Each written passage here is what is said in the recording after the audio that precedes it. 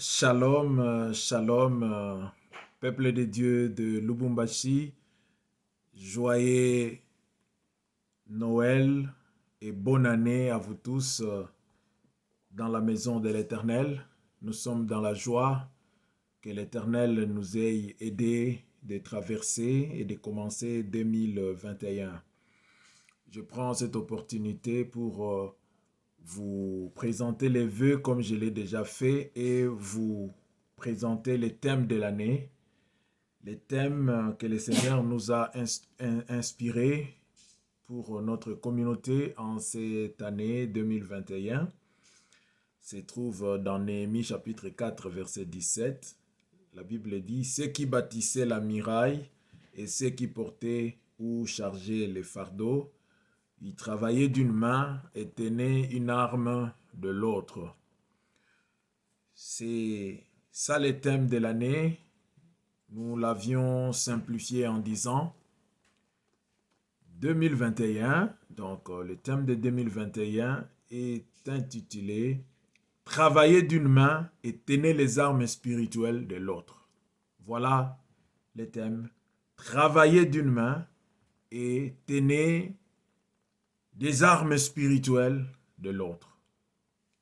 C'est donc une année du travail assidu, une année de la vigilance, une année pendant laquelle le Seigneur désire que nous puissions travailler durement dans tous les domaines de la vie, que nous puissions travailler durement et que nous puissions être très vigilants.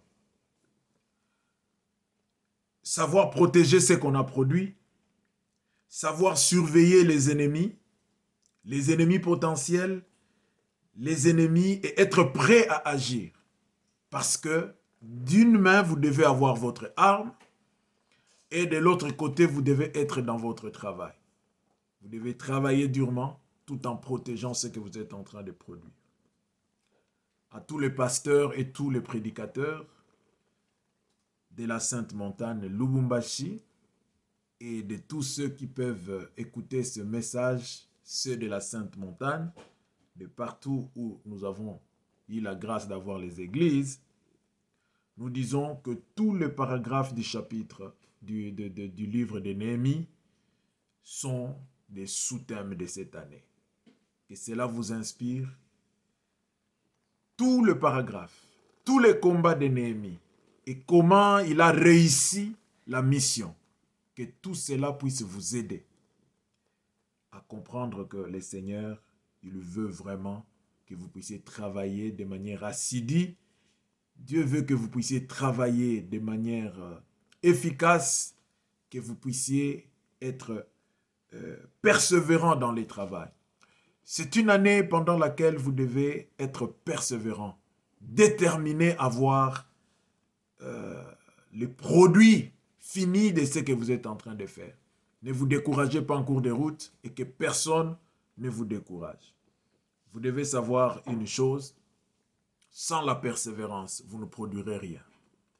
Sans l'insistance, vous ne produirez rien.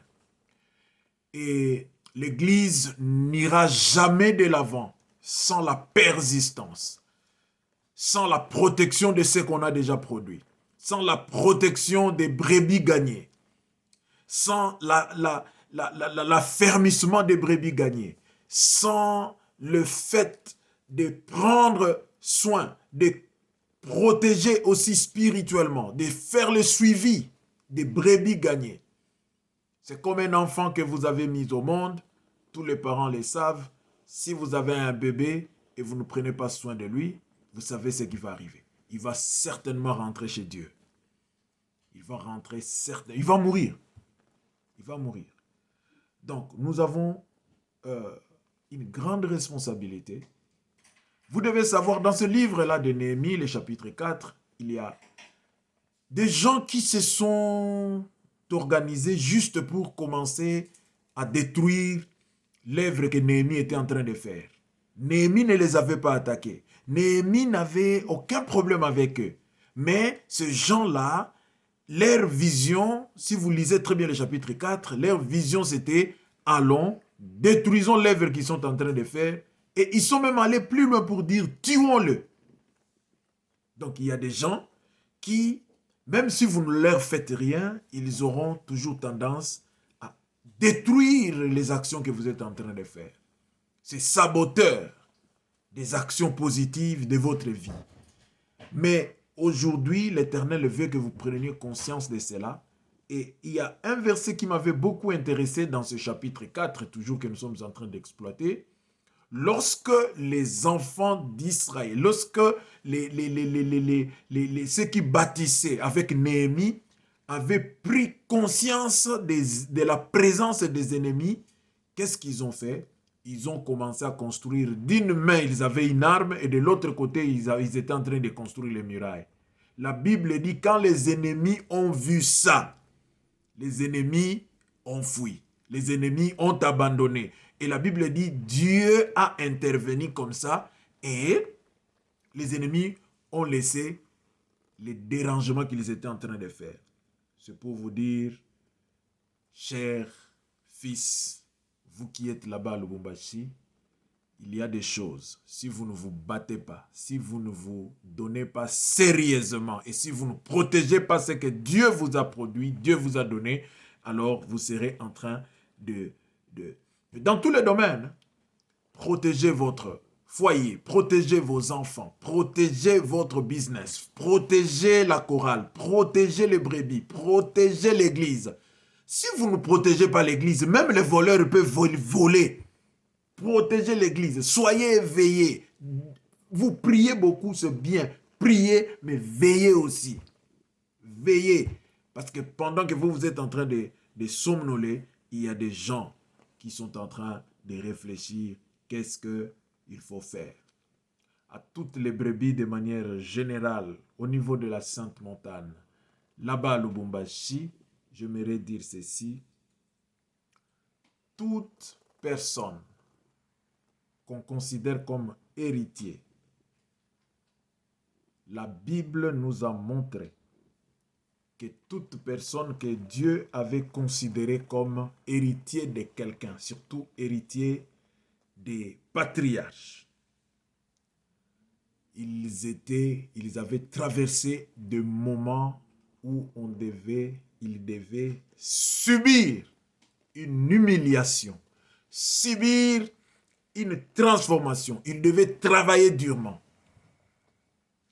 La Bible nous montre que tous les héritiers, on leur imposé les travail.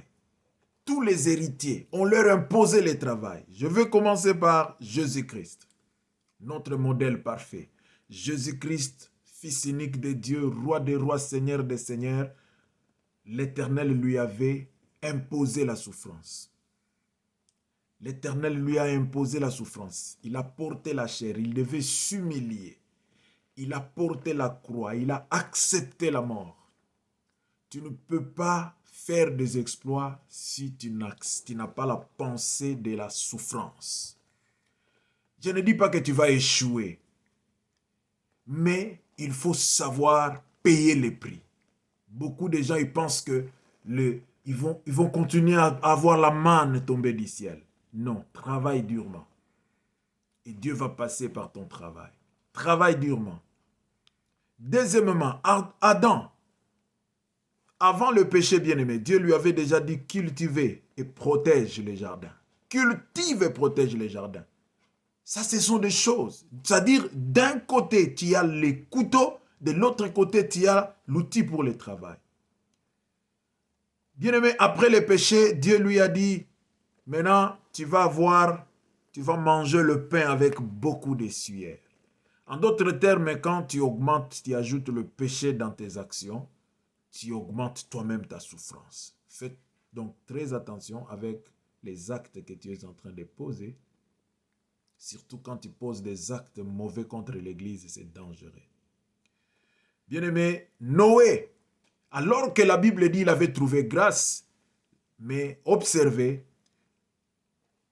il devait construire l'arche pendant plusieurs années. Il devait construire l'arche. Pourquoi? Alors qu'il avait trouvé grâce, il devait travailler durement. Que personne n'éloigne de toi la pensée du travail. Si tu es séparé de la pensée du travail, de la pensée de soutenir l'œuvre de Dieu, de la pensée de bénir l'œuvre de Dieu, de la pensée de travailler durement pour augmenter tes avoirs, alors tu es déconnecté de l'onction de Dieu. Dieu va te bénir au travers du travail, au travers de la ténacité de tes nerfs, de ton insistance. Abraham, il lui devait attendre plus de 25 ans pour avoir le fils promis. Isaac, il devait transporter le bois, il devait souffrir à côté de son père et accepter même qu'on puisse le ligoter et le tuer. Il avait accepté qu'il soit étalé. Voilà le fils qui peut vériter, le fils qui accepte de souffrir pour la vision du Père. Voilà, c'est ce que Dieu désire. Souffre pour l'Église, souffre pour cette vision. Et l'Éternel te bénira. L'Éternel t'amènera plus loin. Tu vas hériter des choses extraordinaires. Jacob, il devait quitter la maison de son père, là où il était bercé. Bercé à tout moment. Dieu lui a imposé d'aller dans la maison de son oncle. Et son oncle ne l'a pas considéré comme fils, il l'a considéré comme serviteur. Et il devait travailler durement. Tu veux être héritier, tu veux migrer, tu veux monter, tu veux construire la muraille. Tu veux construire la muraille, c'est construire ta paix, construire ta joie, construire ton élévation, construire ton épanouissement, construire ta sécurité. Tu veux? Alors, il faut avoir la pensée du travail. Travaille durement. Travaille durement. Fais tout pour que même à l'église, qu'on sente que tu es utile. Que l'on sente que tu es utile. Joseph, n'en parlons pas. Il était très aimé, comme vous le savez. Mais Dieu, il fallait qu'il soit d'abord arraché de cette affection paternelle pour qu'il devienne esclave. Parce que quand on est trop bercé au niveau de la tête, on ne sera pas une bonne personne dans la vie. Dieu a besoin de personnes conscientes des bénédictions que Dieu leur a données. Les Juifs en Israël, en Égypte, ils devaient travailler durement. Quand ils sont arrivés en Égypte sous Joseph, ils étaient là bercés, bercés, bercés. Il fallait qu'une génération disparaisse pour qu'ils commencent à souffrir. Et ils en ont eu pour leur propre compte. Vous connaissez l'histoire de David qui devait aussi souffrir d'abord, pourchassé par Saoul, malgré qu'il avait tué Goliath. Vous connaissez comment les apôtres ont souffert. Bien-aimés dans le Seigneur, en cette fête qui inaugure l'année 2021, je désire que tu prennes conscience que tu dois travailler durement. Le travail n'est pas une malédiction, mais c'est une bénédiction. Sois sérieux dans ce que tu fais. Sois sérieux dans la chorale. Sois sérieux dans tout ce que tu fais. Et tu mangeras le fruit. Et tu témoigneras cette année. Je déclare que tout ce que tu feras puisse prospérer. Que ton ministère prospère et que tes affaires prospèrent. À tous égards, que tu sois la tête et non la queue. Je te bénis et je bénis 2021 pour toi. Au nom de Jésus-Christ. Amen. Bonne année, bonne année, bonne année de tout mon cœur. Je vous aime bien. Bye. Je vous demanderai de suivre un message prophétique que j'avais donné sur qui c'est si. Il y a beaucoup de prophéties sur le Congo. Suivez ça. Ne manquez pas à suivre cela et à liker et à partager cela. Il y a beaucoup de prophéties. J'avais même parlé de différents gouverneurs comme ils ont pris des positions politiques et consorts. Prenez, suivez cela, que Dieu vous bénisse abondamment.